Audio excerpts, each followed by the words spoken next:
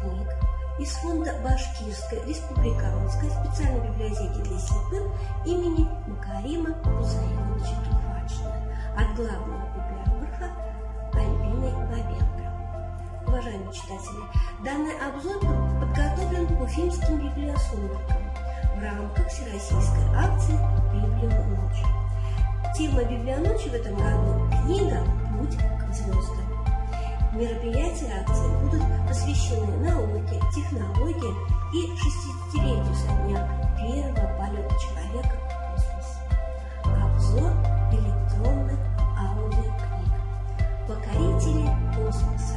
Читаем книги о космосе и космонавтах. Обзор книг из фонда Башкирской республиканской специальной библиотеки для слепых имени Тухватшина от главного библиографа Альбины Бабенко. Данный обзор подготовлен к уфимским библиосумеркам в рамках всероссийской акции «Библионочь». Тема «Библионочи» в этом году – книга «Путь к звездам». Мероприятия акции будут посвящены науке, технологиям и 60-летию со дня первого полета человека в космос. Уважаемые читатели, предлагаем вашему вниманию книги в формате ЛКФ из первой интернациональной онлайн-библиотеки для инвалидов по зрению «Логос» библиотеки Михайлова, в которой представлено более 64 тысяч аудиокниг различной направленности. Кроме того, читатели имеют возможность скачать книги из собственной пополняемой базы говорящих книг БРСБС интернет-читалка для незрячих. Подробную инструкцию об условиях и правилах пользования данным ресурсом вы найдете на сайте библиотеки по адресу http://www.brsbs.ru. Обзор электронных аудиокниг. Покорители космоса. Читаем книги о космосе и космонавтах. Первая книга в серии подборок о советских и российских космонавтах – книга о жизни первого космонавта Юрия Гагарина. Данилкин Юрий Гагарин. Электронный ресурс. Читает Кирсанов. Время звучания 19 часов 36 минут. Жизнеописание первого космонавта от Льва Данилкина наиболее полная на сегодняшний день хроника жизни красного Икара. Интервью с очевидцами и тотальная ревизия российских и иностранных источников помогли автору ответить на многие вопросы. Например, на такие: что такое Гагарин? Продукт строя и эпохи или ее зеркало и оправдание? Что на самом деле произошло 12 апреля 1961 года? Как первый космонавт справляется со статусом самого знаменитого человека планеты?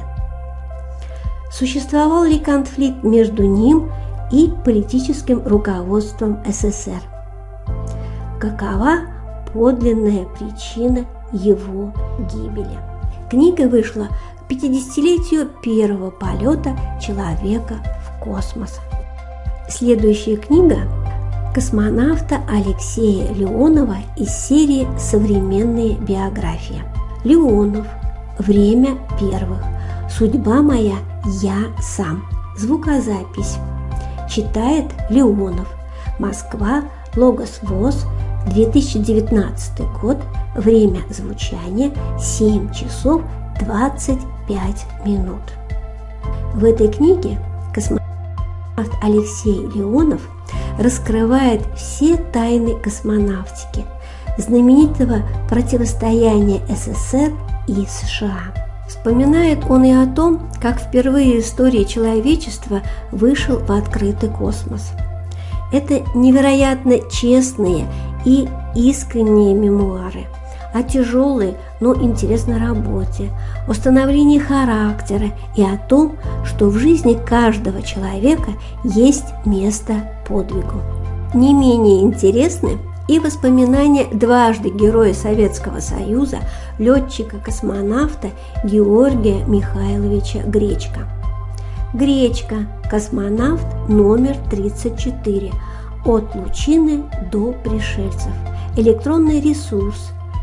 Москва. Логос ВОС. 2015 год. Время звучания 13 часов 6 минут. Георгий Михайлович награжден многими орденами и медалями. Почетный гражданин многих городов мира. Его книга «Космонавт номер 34. От Лучины до пришельцев» – это рассказ о знаковых и необычных людях, космических полетах и просто истории, веселые и с налетом грусти. Представлены уникальные фотографии, рисунки, воспоминания Георгия Гречко о его жизни. Космонавт предстает перед читателем эдаким балагуром, шутником и вместе с тем широко эрудированным человеком. Он просто и доступно рассказывает о ракетостроении, тонкостях запуска космических кораблей, рассказывает не просто байки, а логичную и понятную физику. Гречко в первую очередь инженер, стоявший у истоков ракетостроения и первых запусков, и только потом космонавт, трижды побывавший в космосе. Свой последний полет он совершил в возрасте 54 лет и на протяжении 13 лет оставался самым пожилым человеком в СССР, побывавшим на орбите. Следующая книга вышла в серии о жизни и о себе. Каманин. Летчики и космонавты. Звукозапись. Читает Юшко. Москва. Логос ВОС. 2019 год. Формат MP3. Уже само название книги говорит о том, что она посвящена людям замечательных профессий. К ним относится и автор. Герой Советского Союза, генерал-полковник авиации Николай Петрович Каманин. Автор книги – человек интересной судьбы. Он принадлежит к поколению людей, которое росло вместе с советской родиной. А представителям такого поколения есть о чем рассказать читателям. Имя Николая Каманина широко известно не только в нашей стране, но и за рубежом. Он один из семерки летчиков, спасавших в 1934 году челюскинцев и первыми удостоенных звания Героя Советского Союза. В годы Великой Отечественной войны был командиром авиационных соединений. Он один из руководителей подготовки космонавтов с начала 60-х годов. Его книга – содержательный и волнующий рассказ о больших и славных событиях в истории советской авиации и космонавтики, о жизни и учебе, о мужестве и героизме наших летчиков и космонавтов. Следующая книга – «Береговой. Угол атаки». Звукозапись. Читает Сушков. Москва. Логос ВОС. 2019 год. Время звучания 11 часов 12 минут.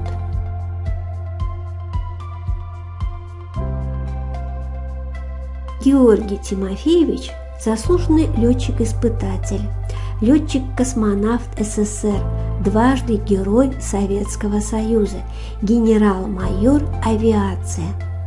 Космонавт 12. Под таким девизом Георгий Береговой вошел в историю освоения космоса. До него с космодрома Байконур стартовало 11 человек. Он стал 12-м посланцем страны, которая открыла эру покорения космических далей. 4 суток провел летчик-космонавт Береговой на орбите. Но для этого понадобилась целая жизнь, большая, целеустремленная, до краев насыщенная борьбой и трудностями человеческая жизнь. Вся она была как бы предстартовой подготовкой. И юношеские годы в аэроклубе, фронт и 16 лет работы летчиком-испытателем, любой из этих периодов так или иначе помог ему накопить тот опыт, то профессиональное мастерство и те качества характера, которые необходимы летчику-космонавту. О своем нелегком, но прямом и ясном жизненном пути вспоминает Георгий Тимофеевич Береговой в этой книге. Следующие книги принадлежат уже более молодому поколению космонавтов. Савиных «Салют-7», «Записки с мертвой станции», звукозапись, «Записки из дневников». Читает Леонов, Москва, Логос ВОС, 2019 год, время звучания 6 часов 36 минут. Эта книга – последнее свидетельство жизни космической станции «Салют-7», бывшей некогда вершиной научно-технического прогресса в космосе. Она состоит из отрывков дневников, которые вел на борту станции дважды Герой Советского Союза, летчик-космонавт СССР Виктор Петрович Савиных. Вместе со своим коллегой Владимиром Александровичем Джанибековым он был отправлен на Салют-7 со сложнейшей миссией – оживить станцию, вернуть ее под контроль ЦУПа и предотвратить ее падение на Землю. Во время полета космонавтам пришлось выполнить множество беспрецедентных операций, в том числе стыковку с неуправляемым объектом. Именно поэтому экспедиция Савиных и Джанибекова до сих пор считается одной из самых сложных за всю историю космонавтики. Детали этой экспедиции подробно описаны в книге. Савицкая. Вчера и всегда. Электронный ресурс. Повести. Читает Кваснюк. Москва. Логос ВОС. 2016 год.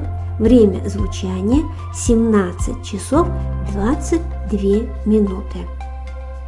В книге летчика-космонавта СССР, дважды Героя Советского Союза Светланы Савицкой говорится о событиях, участницей которой ей довелось быть. Прыжки с парашютом из стратосферы, участие в чемпионатах мира по высшему пилотажу, мировые рекорды на современных сверхзвуковых пассажирских и спортивных самолетах, работа летчиком-испытателем, 2 полета на орбиту, первый в мире выход женщины в открытый космос. Об этом и многих других событиях рассказывается в этой книге. Большое внимание уделяется людям, с которыми автор делил свои радости, огорчения, учителям, наставникам и друзьям. Сыромятников. 100 рассказов о стыковке и о других приключениях в космосе и на Земле. Звукозапись. Читает Бродская. Москва. Логос ВОС. 2013 год. 100 рассказов о стыковке – это литература, которая по жанру ближе всего к мемуарам. Владимир Сергеевич Сыромятников – один из ведущих специалистов отечественной космонавтики, лауреат Ленинской премии, профессор, доктор технических наук. Книга рассказывает о жизни и деятельности ее автора в космонавтике, о многих событиях, с которыми он, его товарищи и коллеги оказались связанными. Сыромятников – известный в мире конструктор механизмов и инженерных систем для космических аппаратов. Начал работать в КБ имени Королева, основоположника практической космонавтики. Принимал активное участие во многих отечественных и международных проектах.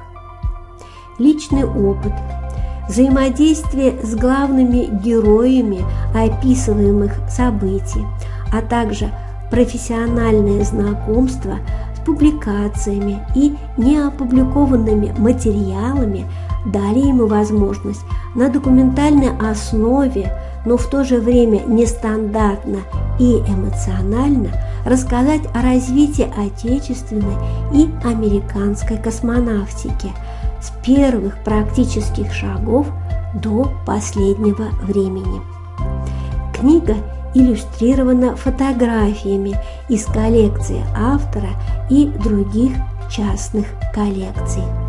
А в заключение предлагаем вашему вниманию фильм с тифлокомментариями режиссера Павла Пархоменко из фильмотеки специальной библиотеки. «Гагарин. Первый в космосе. Электронный ресурс. Художественный фильм с тифлокомментариями. Российская драма 2013 года». Уфа. БРСБС. 2013 год. 1 электронный оптический диск CD-ROM. Время звучания 1 час 48 минут. Фильм посвящен первым шагам человечества на пути освоения космоса и непосредственно судьбе первого космонавта Юрия Гагарина. Основной лейтмотив – борьба за право быть первым, соревнования в первом отряде космонавтов, конкуренция технологий в ракетостроении, противостояние сверхдержав СССР и США. В первый отряд космонавтов отбирали из 3000 летчиков-истребителей со всей страны. В легендарную двадцатку попали лучшие из лучших. Кто из них полетит первым, не знал никто. На этом пути им пришлось бороться не только с земным притяжением. В ролях Ярослав Жалнин, Михаил Филиппов, Владимир Стеклов и другие прекрасные актеры. Спасибо за внимание.